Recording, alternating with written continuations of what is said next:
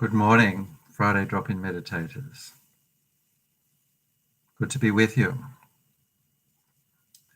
Alan here from Vajrayana Institute Friday Drop-In Meditation class. So first of all, apologies for last week. There was a technical problem halfway through our class. Everything froze up, and I'm told that there's really nothing you can do when that happens. But it means that everything stops. People don't actually hear what I'm saying, even though I did continue on valiantly. But so we'll do that meditation again this week. So in the meantime, to start off, usually I have something to quote, some from profound words from great masters. So this is from Lama Zopa Rinpoche. As you might know, he's teaching regularly online from Kopan Monastery. And you can find all those teachings on YouTube, and you can access them through the FPMT website. So the topic is happiness and suffering depend on how you think. And he gives a quote from, he says he's not completely sure where the quote comes from, but he thinks it's from the Bodhisattva Aryachara, which the Bodhisattva Ways of Life by Shantideva, very famous Indian master, Shantideva. So this is the quote. Quote, if while you're breathing in and out, you don't accomplish the basis for lasting happiness, when the continuity of your breathing in and out stops, it will be difficult for the mind to be happy. Okay, once more. If while you are breathing in and out, you don't accomplish the basis for lasting happiness, when the continuity of your breathing in and out stops, it will be difficult for the mind to be happy. So this is how he explains it, the meaning of that. He says, what it is saying is, while you have freedom yourself, while you are breathing in and out, while you're alive, if you are able to accomplish the basis of happiness forever, up to enlightenment, then this means Dharma practice, virtue. Then when the breathing in and out stops, your mind is happy. So when death happens, when the breath stops, that time, if the mind is happy, that means that you have lived a good life. So you've lived a good life. You practice Dharma well. If you've lived a good life, that shows at the time of death, your mind is happy. So all this depends on how you live your life, how you think your life.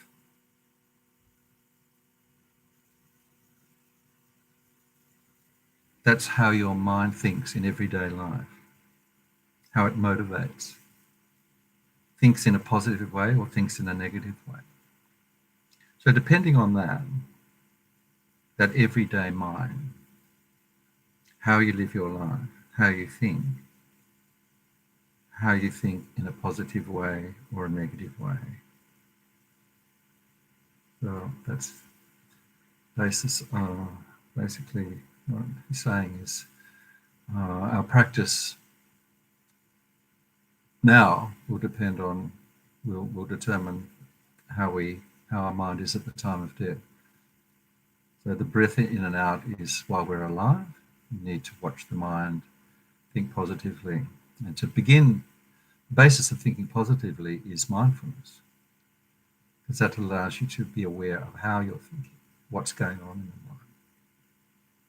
So that's the first step to thinking positively, being aware of what's happening inside the mind, which is basically what we're doing in our first practice, our mindfulness practice. So just another couple of words from Alan Wallace about breath meditation, breathing meditation. So he says, basically there are three things that we're looking for in our practice. Stability, that's being able to focus on the object. focusing on the breath in our normal practice. Stability and relaxation.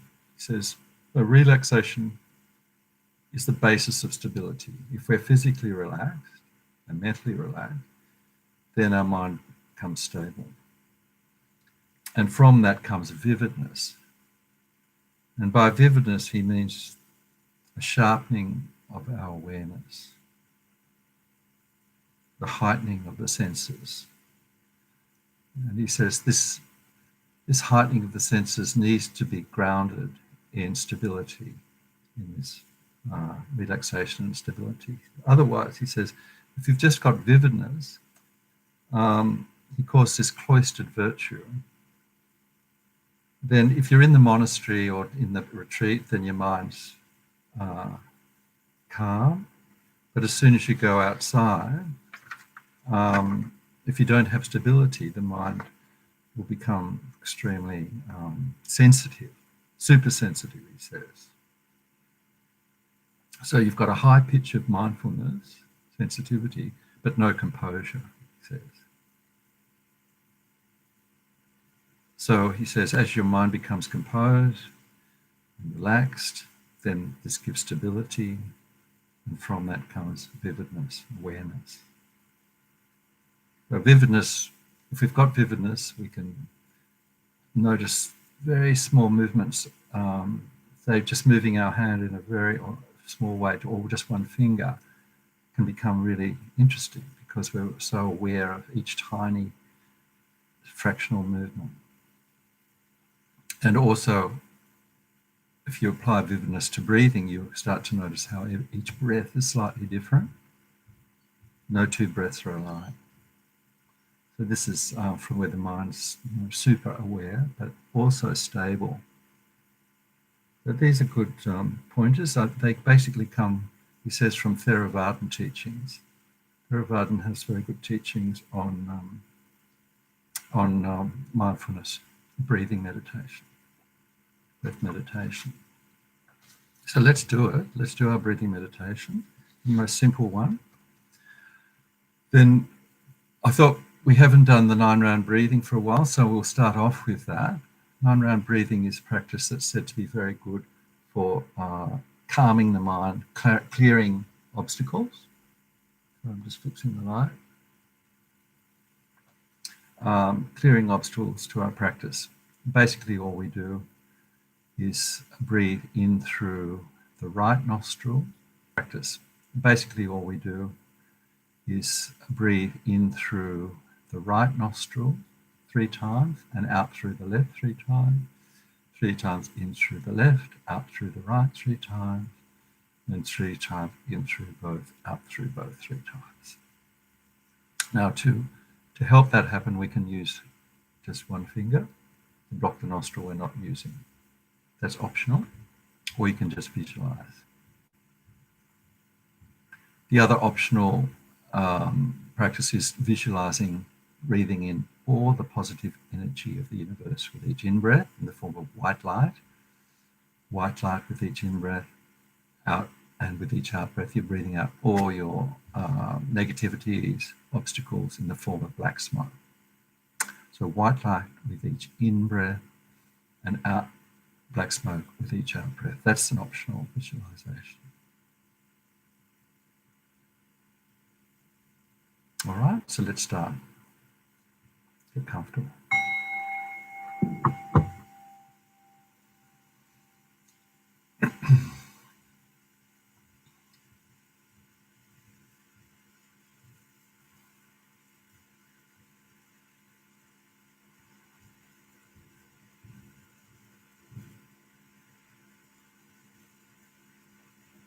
Now we begin our practice with the 9-round breathing practice, starting with in our practice with the 9-round breathing practice, starting with 3 rounds through the right nostril and out through the left.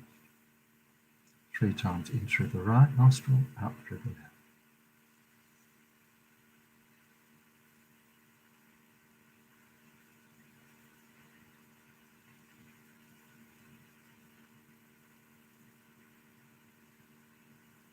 Then 3 times in through the left, out through the right.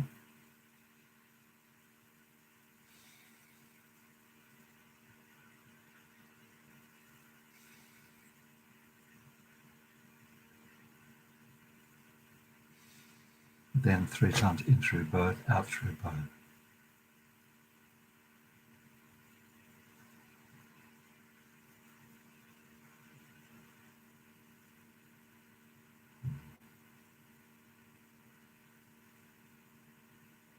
Then back to normal breathing,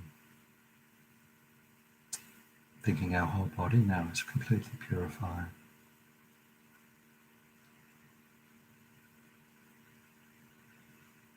And now just bringing our attention into the mind and the body.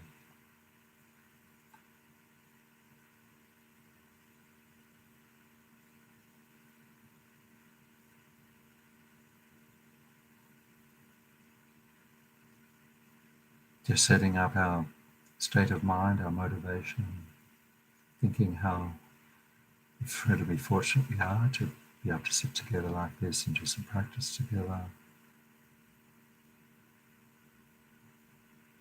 For this 1 hour, we leave outside all the busyness of the world, all the worries of the world.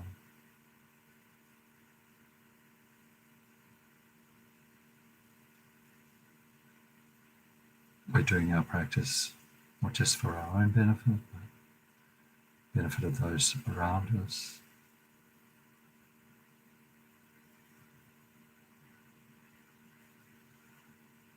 Not just those around us, but the benefit of all other beings in the world.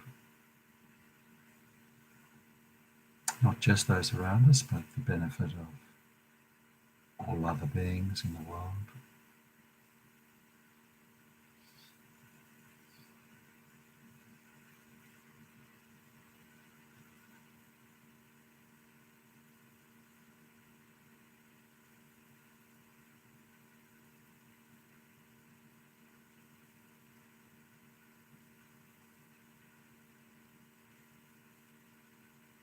And then coming now into the body, the physical body,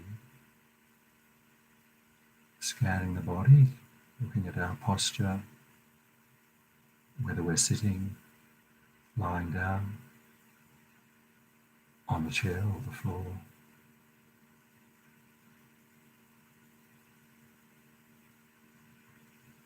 Feeling the weight of the body on the chair or the floor.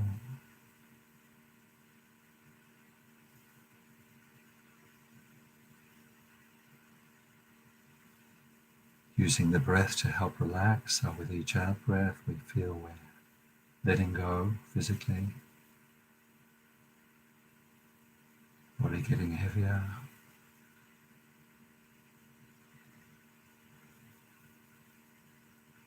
allowing gravity to gently pull the body into the earth, and then letting go.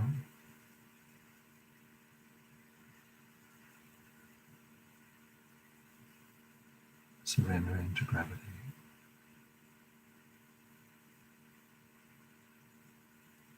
Surrendering to the earth.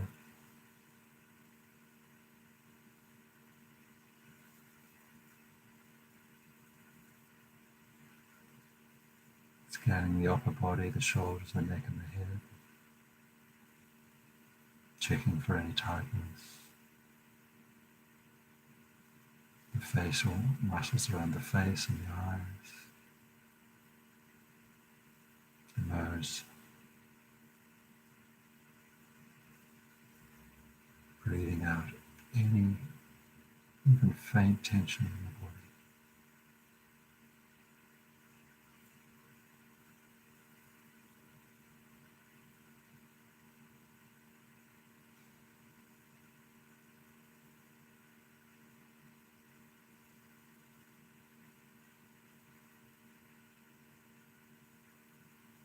And feeling our body now is fully comfortable and fully relaxed. From that relaxation comes stability, calmness.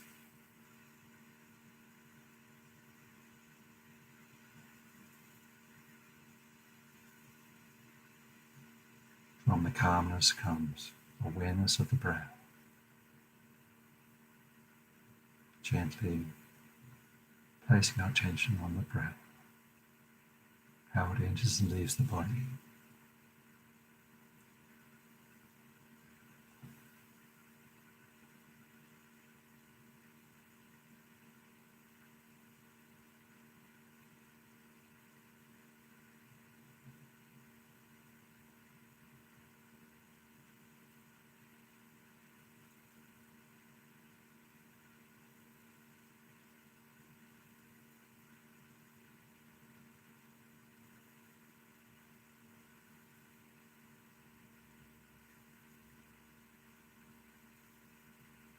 Standing aside and watching how the breath moves the body without any control.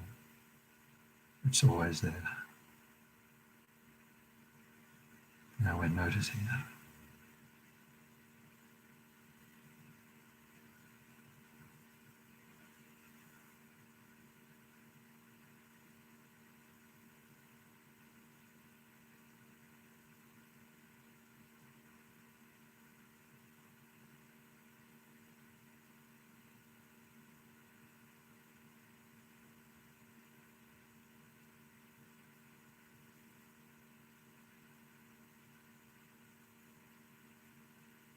We can just choose where we focus on the breath, the whole body moving with each breath, the abdomen rising and falling with each breath,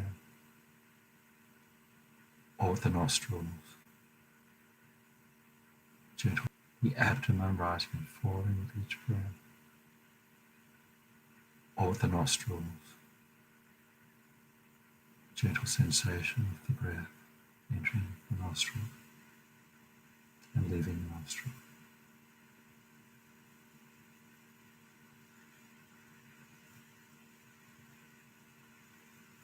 Once we find that comfortable place, we just rest the mind there.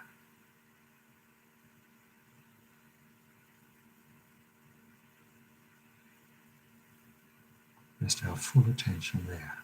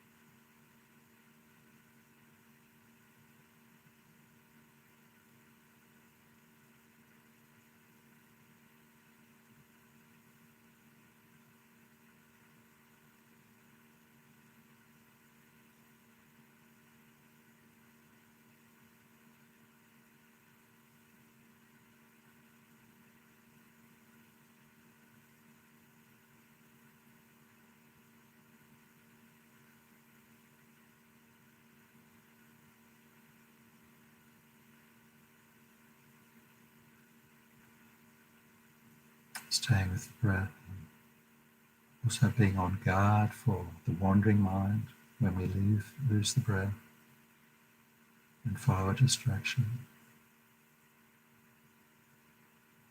Being alert for that.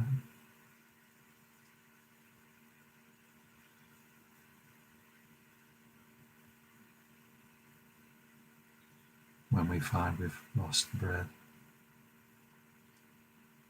it's just a thought, maybe just a sound, but glad we noticed. That's the practice. Gently let go of that distraction and patiently come back to the breath.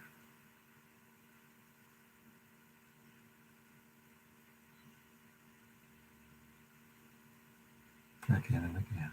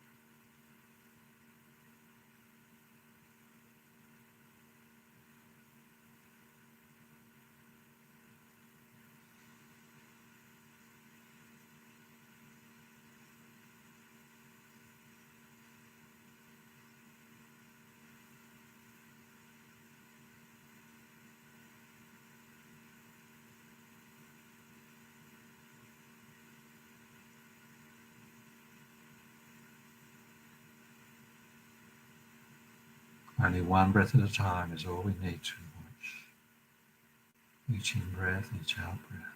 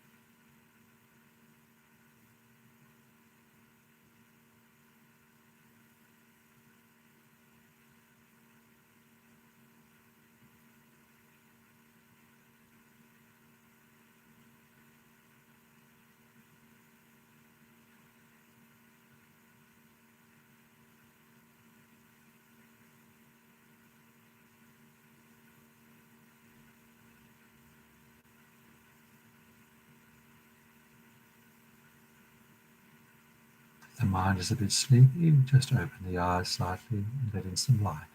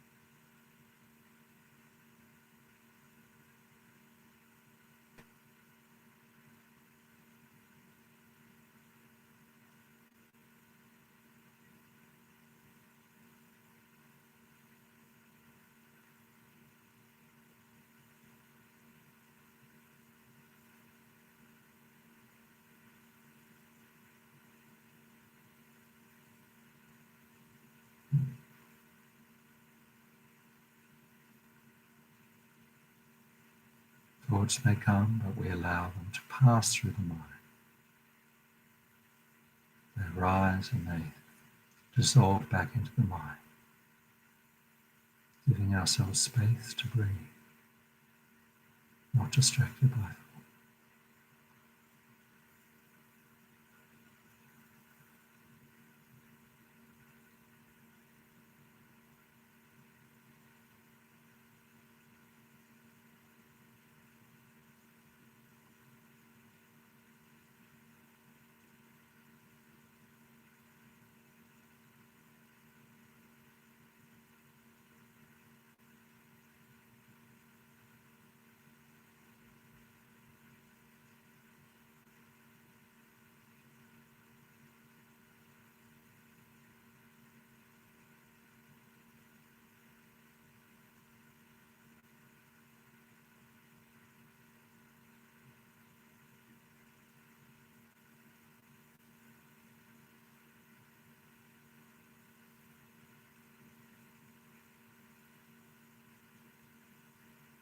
As the mind quietens, we can notice the space around the breath, slightly letting go of the breath, resting in the space, still watching the breath, but from the space, stillness of the mind.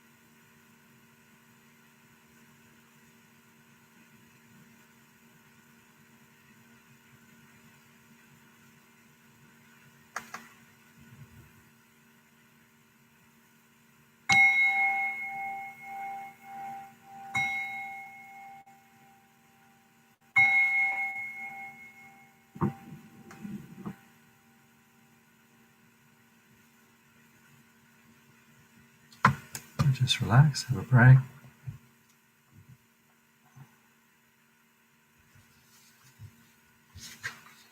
Stretch if you need to.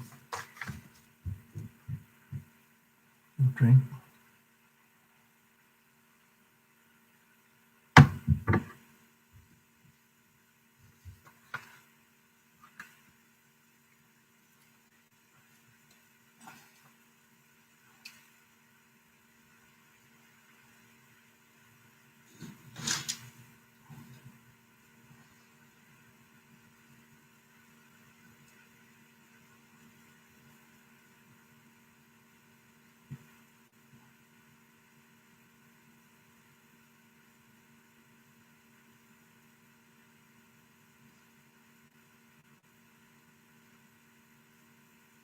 So last week I was going to do the impermanence meditation on impermanence.